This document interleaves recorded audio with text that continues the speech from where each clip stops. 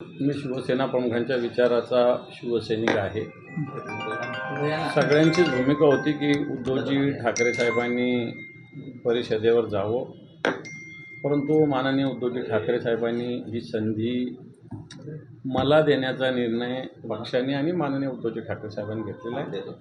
निश्चित मी याआधी सभागृहात होतो. शेतकऱ्यांचे, कष्टकऱ्यांचे, सामान्य माणसाचे प्रश्न या निमित्तानं मी ऐरणीवर आणण्याचा प्रयत्न केलेला आहे. आज मला वाटतं या संधीतून पुन्हा एकदा आत्ताच्या घडीला अशा पद्धतीनं सर्वसामान्यांसाठी लढा देण्याची आवश्यकता मोठ्या प्रमाणावर आहे आणि निश्चित तो लढा देण्यासाठी मी सक्षमपणे काम करण्याचा माझा पूर्णपणे संकल्प आहे. नाही, ज्या प्रकारे आपण बघितलं की काँग्रेससोबत चर्चा झाली असं म्हटलं जात आहे, खरंच काँग्रेससोबत चर्चा झाली इतर पर्यायांची?